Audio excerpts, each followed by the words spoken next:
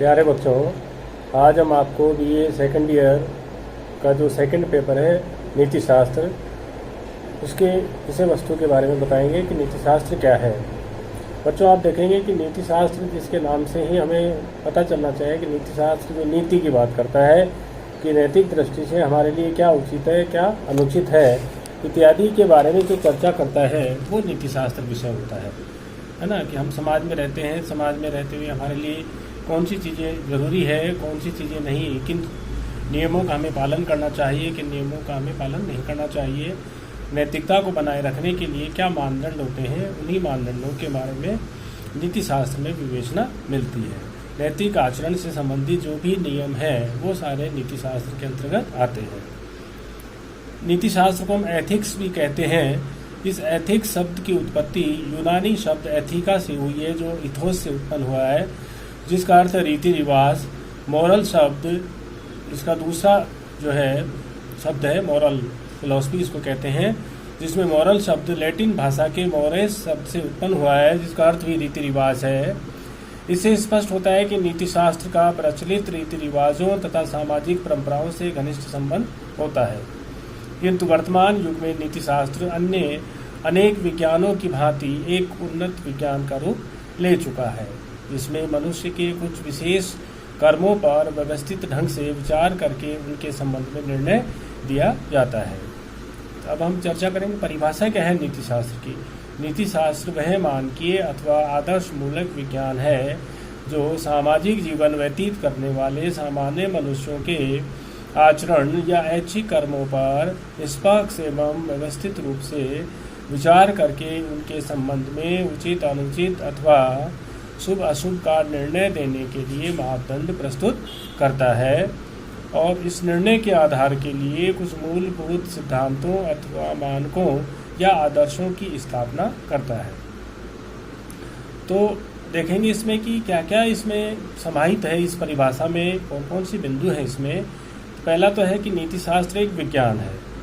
दूसरा, कैसा विज्ञान है, यह एक आदर्श मूलक विज्ञान है। तीसरा, यह केवल सामान्य मनुष्यों के आचरण पर ही विचार करता है। इसका क्या मतलब है? सामान्य मनुष्य का मतलब है कि यह नीति शास्त्र बालकों के ऊपर, पागल व्यक्तियों के ऊपर और मूर्खों पर विचार नहीं करता। चौथा बिंदु है कि यह केवल समाज में रहने वाले सामान्य मनुष्यों के आचरण के संबंध में ही निर्णय देता है, केवल ऐच्छिक कर्मों पर तथा सामाजिक जीवन व्यतीत करने वालों पर। अर्थात ऐच्छिक कर्म का मतलब कि जिन कर्मों पर आपका नियंत्रण होता है, जिन कर्मों को करने के लिए आप स्वतंत्र होते हैं, केवल उन्हीं कर्मों के विषय में ये निर्णय देता है, और सामाजिक जीवन व्यतीत करने वालों पर। पांचवी बात है कि यह कुछ मूलभूत सिद्धांतों और आदर्शों की स्थापना करता है। ये केवल जो है निर्णय ही नहीं देता, अपितु कुछ मूलभूत सिद्धांतों और आदर्शों की स्थापना भी करता है, जिनके आधार पर हम नीति शास्त्र को लागू कर सकें। अब बात आती है कि नीति शास्त्र में कर्म के बारे में क्या कहा गया है। कर्म, मनुष्य के कर्मों को मुख्यतः दो वर्गों में विभाजित किया जाता है। एक है ऐच्छिक कर्म, जिन्हें करने या न करने के लिए मनुष्य स्वतंत्र होता है, अर्थात ऐच्छिक कर्म मनुष्य जानबूझकर अथवा सोच समझकर करता है, किसी बाह्य अथवा आंतरिक दबाव के कारण नहीं करता। अतः इन कर्मों के लिए मनुष्य को उत्तरदायी ठहराया जा सकता है और इन्हीं ऐच्छिक कर्मों को आचरण की संज्ञा दी जा सकती है। नीति शास्त्र केवल इन्हीं कर्मों का मूल्यांकन करता है, अर्थात इनमें से कौन से कर्म उचित हैं तथा कौन से कर्म अनुचित हैं। अपने इस निर्णय के समर्थन में नीति शास्त्र पर्याप्त कारण व तर्क भी प्रस्तुत करता है। पहला है इसका सचेतन ऐच्छिक कर्म। पहला प्रकार, जब हम किसी संकट में किसी व्यक्ति की सहायता करते हैं, तब हमें इस बात का ज्ञान होता है कि हम चेतन रूप में अर्थात जानते हुए उसकी सहायता कर रहे हैं। दूसरा है अभ्यासजन्य कर्म। यह कर्म मनुष्य यंत्रवत करता जाता है और जिन्हें करने के लिए उसे सोचने समझने तथा प्रयत्नपूर्वक ध्यान केंद्रित करने की आवश्यकता नहीं होती, अर्थात आदत या अभ्यास के फलस्वरूप किए जाने वाले कर्म ऐसे ही कर्म है जैसे किसी अपराधी द्वारा बार बार एक ही अपराध को बार बार करना। इन सभी कर्मों को ऐच्छिक कर्मों की श्रेणी में रखा जा सकता है, क्योंकि इनकी आदत पड़ने से पूर्व इन्हें करने या न करने के लिए पूर्ण स्वतंत्र थे। दोनों प्रकार के ऐच्छिक कर्मों के औचित्य व अनुचित्य के संबंध में निष्पक्ष निर्णय देकर उनका तर्क संगत मूल्यांकन करना ही नीति शास्त्र का मुख्य उद्देश्य है। दूसरा है अनैच्छिक कर्म, जिन पर मनुष्य का नियंत्रण नहीं होता, जैसे पाचन क्रिया, श्वास क्रिया, हृदय की धड़कन, रक्त का संचार। ठीक है, इसके बाद में हम आते हैं कुछ नैतिक शब्दों के अर्थ के बारे में कि नैतिक शब्द क्या होते हैं। ऐसे शब्द जिनका नीति शास्त्र में प्राय प्रयोग किया जाता है, ऐसे किसी भी शब्द या वाक्यांश को नैतिक शब्द या नैतिक वाक्यांश कहा जा सकता है, जिसके द्वारा हम किसी भी व्यक्ति के नैतिक चरित्र अथवा आचरण का किसी भी रूप में मूल्यांकन करते हैं। शुभ, अच्छा, उचित, अनुचित, कर्तव्य, प्रशंसनीय आदि और इन्हीं शब्दों के विपरीत अर्थ वाले शब्दों को नैतिक शब्द कहा जा सकता है, क्योंकि हम इन शब्दों द्वारा किसी मनुष्य या उसके समस्त ऐच्छिक कर्मों के संबंध में अपना निर्णय देते हैं।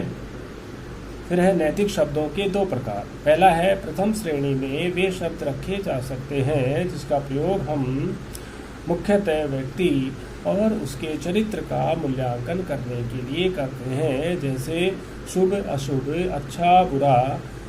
दूसरी श्रेणी में वे शब्द रखे जा सकते हैं जिनका प्रयोग सामान्यतः मनुष्य के कर्मों का मूल्यांकन करने के लिए किया जाता है, जैसे उचित, अनुचित इत्यादि। उचित, अनुचित, कर्तव्य, चाहिए आदि शब्द परिणाम मूलक न होकर साधारणतः नियम मूलक ही माने जाते हैं। अब बात आती है कि उचित और कर्तव्य में क्या अंतर है। अनेक कर्म हमारे लिए उचित होते हुए भी कर्तव्य नहीं माने जा सकते, जैसे विज्ञान, गणित, संगीत, चित्रकला, भूगोल, राजनीति का अध्ययन करना हमारे लिए उचित माना जा सकता है, किंतु यदि हमारी इन विषयों में रुचि नहीं है तो इन सब का अध्ययन करना हमारा कर्तव्य नहीं माना जा सकता। दूसरा, कर्तव्य में बाध्यता निहित होती है, वहीं उचित कर्म में इसका अभाव होता है। कर्तव्य में यह बाध्यता मनुष्य की सामान्य दुर्बलताओं पर विजय प्राप्त करने के लिए समाज द्वारा ही उत्पन्न की गई है।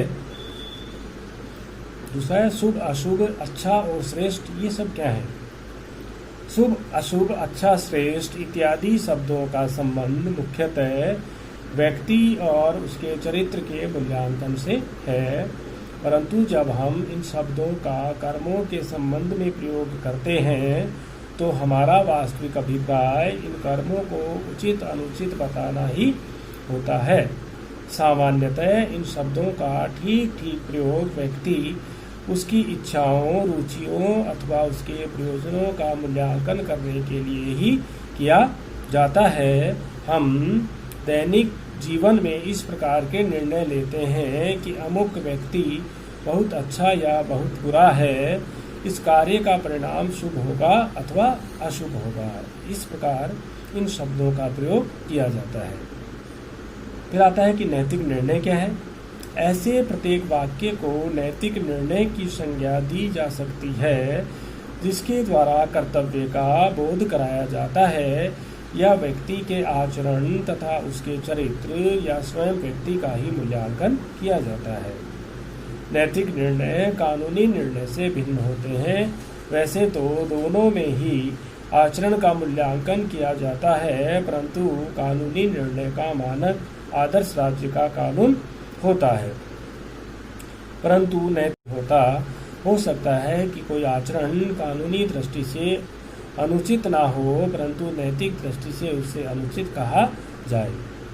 नैतिक निर्णय तथ्यात्मक निर्णय से भी भिन्न होता है, क्योंकि तथ्यात्मक निर्णयों में केवल तथ्यों का वर्णन होता है, उनका मूल्यांकन नहीं होता। नैतिक निर्णय को दो मुख्य वर्गों में बांट सकते हैं। पहला है निर्णय, दूसरा है नैतिक मूल्यबोधक निर्णय। प्रथम प्रकार के निर्णय वे हैं जिनके द्वारा हम मनुष्य के किसी कर्म को उचित या अनुचित बताते हैं और यह बताते हैं कि हमें क्या करना चाहिए तथा क्या नहीं करना चाहिए। दूसरे शब्दों में ये निर्णय मानवीय कर्मों के औचित्य एवं मनुष्य के कर्तव्य का बोध कराते हैं। ये निर्णय दो प्रकार के होते हैं, विशेष और सामान्य। विशेष कर्तव्य बोधक निर्णय वे हैं जो किसी विशेष कर्म के औचित्य अथवा किसी विशेष व्यक्ति के कर्तव्य तक ही सीमित रहते हैं। जैसे मुझे उस दुखी व्यक्ति की सहायता करनी चाहिए। दूसरा है सामान्य कर्तव्य बोधक निर्णय, बहुत से कर्मों के औचित्य तथा बहुत से व्यक्तियों के कर्तव्य से संबंध रखने वाला।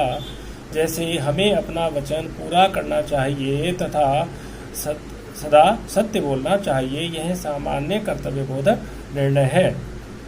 दूसरा नैतिक मूल्य बोधक निर्णय। इनका संबंध व्यक्तियों, उनकी इच्छाओं, रुचियों तथा उनके अभिप्रायों तथा उनके प्रयोजनों से होता है। ये निर्णय किसी न किसी रूप में व्यक्ति तथा उसके चरित्र का मूल्यांकन करते हैं। अतः ये कर्तव्य निर्णय से भिन्न है। इसके भी दो प्रकार हैं, सामान्य और विशेष। अब बात आती है सद्गुण की, वर्च्यू। सद्गुण जो है ये अंग्रेजी शब्द वर्च्यू से बना है, जो कि यूनानी शब्द एरेटे का समानार्थक है, जिसका अर्थ है श्रेष्ठता या उत्कृष्टता। सद्गुण मनुष्य की वह श्रेष्ठ स्थायी मनोवृत्ति है जिसका विकास करने के लिए उसे स्वयं निरंतर प्रयत्न करना पड़ता है, जो सदैव उसके आचरण में अभिव्यक्त होती है। अर्थात सद्गुण सतत प्रयास तथा अभ्यास द्वारा विकसित वह उत्कृष्ट मनोवृत्ति है जो व्यक्ति के स्वभाव तथा चरित्र का अभिन्न अंग बन चुकी है और उसे सदैव अपने नैतिक कर्तव्य करने के लिए प्रेरित करती रहती है। ऐसे सद्गुण हैं विवेक, साहस, संयम। सुकरात, प्लेटो, अरस्तु इत्यादि यूनानी दार्शनिकों ने सद्गुणों के स्वरूप पर विस्तृत विचार प्रस्तुत किए भी हैं। इनको हम आगे चल करके अध्ययन करेंगे। तो बच्चों, ये कुछ नीति शास्त्र के बेसिक कॉन्सेप्ट हैं जिनके बारे में हमें नीति शास्त्र को विस्तृत रूप से पढ़ने से पहले इनके बारे में जानकारी होनी चाहिए। धन्यवाद।